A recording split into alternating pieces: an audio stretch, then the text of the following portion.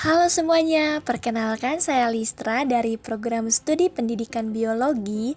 Di sini saya akan membahas tentang anatomi dan letak jaringan epitel pada hewan vertebrata dan avertebrata. Silakan menyimak video saya. Baik, di sini kita akan membahas tentang pengertian jaringan epitel, di mana jaringan epitel ini merupakan jaringan yang melapisi atau menutup permukaan tubuh, rongga tubuh, organ tubuh, ataupun permukaan saluran tubuh pada hewan. Jaringan epitel ini membatasi permukaan dari suatu rongga tubuh dan juga permukaan dalam organ tubuh yang berbentuk tubulus atau saluran maupun kafus atau rongga. Jaringan epitel memiliki beberapa fungsi, yaitu pertama ada transportasi, yaitu berfungsi sebagai pengangkut zat antar jaringan atau rongga yang dipisahkan. Absorpsi yaitu penyerapan pada sari-sari makanan yang terjadi pada usus halus. Terus jaringan epitel berfungsi sebagai melindungi jaringan maupun organ di bawahnya. Terus ada sekresi, di mana artinya menghasilkan zat atau enzim epitelium membran maupun kelenjar. Terus ada yang keempat, ada sekresi. Ini membuang sisa-sisa metabolisme air, karbon dioksida ataupun garam-garam tertentu. Terus ada yang terakhir, eksteroreseptor, di mana berfungsi sebagai penerima rangsangan dari lingkungan. Selanjutnya ada pengelompokan dan jenis-jenis jaringan epitel. Yang pertama ada jaringan epitel pipi.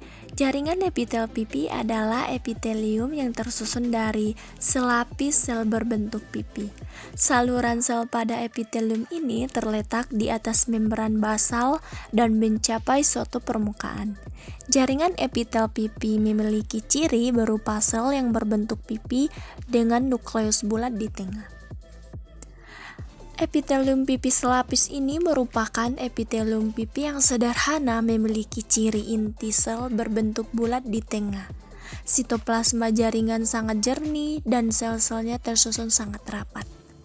Jaringan epitel pipi lapis terletak pada kapsula Bowman pada ginjal, lapisan dalam limfa dan pembuluh darah, alveolus dan paru-paru ruang jantung, selaput jaringan dalam telinga, dan sel-sel ekresi kecil dari kebanyakan kelenjar.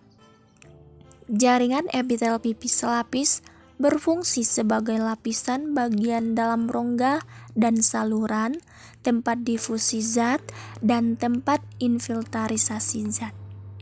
Selanjutnya, epitelium pipi berlapis. Ini merupakan epitelium yang terdiri dari satu lapisan sel berbentuk pipi, akan tetapi pada lapisan sel-sel yang lebih dalam bentuknya dapat berupa kubus ataupun silindris. Epitelium pipi berlapis terdapat pada kulit, alat kelamin betina, rongga mulut, esofagus, anus, dan kornea mata. Epitelium pipi berlapis ini berfungsi dalam proteksi atau pelindung. Selanjutnya yang kedua ada jaringan epitel kubus. Ini merupakan sel-sel berbentuk kubus dengan inti sel berbentuk bulat di tengah. Epitelium kubus dibedakan menjadi dua macam, yaitu yang pertama epitelium kubus selapis. Ini merupakan epitelium yang tersusun dari selapis sel berbentuk kubus. Epitelium kubus selapis berfungsi dalam proteksi, sekresi, dan absorpsi. Epitelium kubus selapis terdapat pada permukaan luar ovarium, kelenjar ludah, kelenjar tiroid, pankreas, serta lensa mata. Yang kedua ada epitelium kubus berlapis. Ini merupakan epitelium yang terdiri atas lebih dari satu lapisan sel berbentuk kubus. Epitelium kubus berlapis berfungsi untuk proteksi, sekresi, dan ekresi, serta absorpsi. Epitelium kubus berlapis terdapat pada kelenjar keringat dan kelenjar minyak. Yang ketiga ada jaringan epitel silindris. Epitelium silindris tersusun dari sel-sel berbentuk heksagonal, memanjang, ataupun silindris. Inti sel dari epitelium berbentuk pipi yaitu memanjang. Epitelium silindris ini dibedakan menjadi 3 macam, yaitu pertama, jaringan epitel silindris selapis. Ini merupakan epitelium yang tersusun dari selapis sel berbentuk silindris. Di antara sel-sel epitelium silindris ini biasanya terdapat sel globet, yaitu sel berbentuk piala yang berfungsi menghasilkan lendir.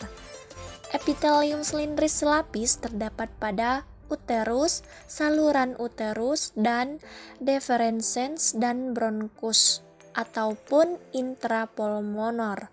Epitelium silindris selapis berfungsi untuk sekresi dan absorpsi. Yang kedua, jaringan epitel silindris berlapis.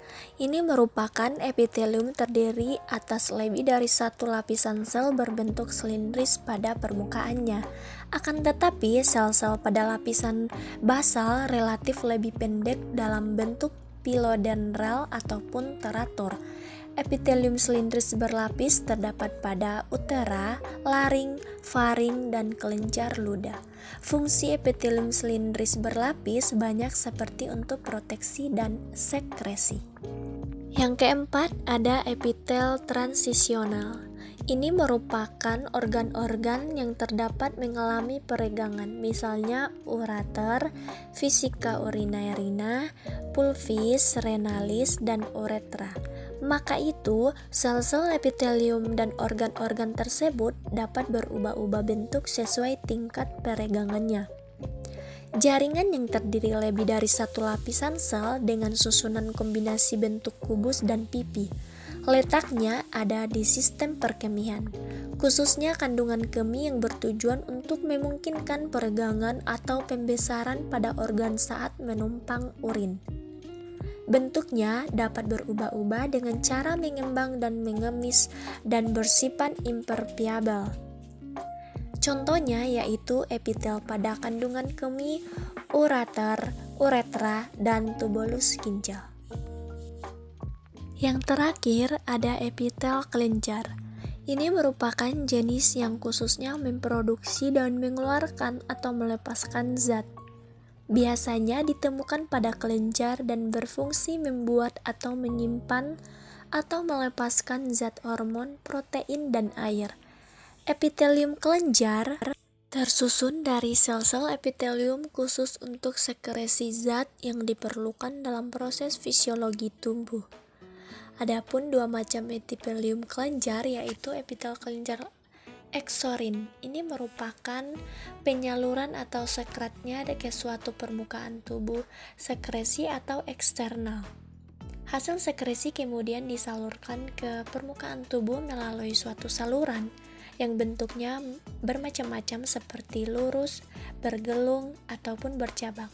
Sekret yang dikeluarkan berupa cairan jernih yang mengandung enzim ataupun musim. Contohnya ada pankreas, kelenjar ludah, kelenjar lambung, dan kelenjar keringat. Yang kedua ada epitel kelenjar endokrin. Ini merupakan kelenjar yang menyalurkan sekretnya langsung ke dalam pembuluh darah atau pembuluh limfa, disebut sekresi internal. Oleh karena itu tidak memiliki saluran. Kelenjar endokrin disebut juga kelenjar buntu. Sekret yang dikeluarkan berupa hormon, contohnya yaitu kelenjar endokrin adalah kelenjar tiroid, kelenjar hipofisis, kelenjar paratiroid, dan kelenjar timus. Selanjutnya ada letak dan fungsi jaringan epitel pada hewan vertebrata. Pada kulit, yaitu berfungsi untuk melindungi tubuh dan kerusakan fisik dari mikroorganisme. Yang kedua ada epitel saluran pencernaan.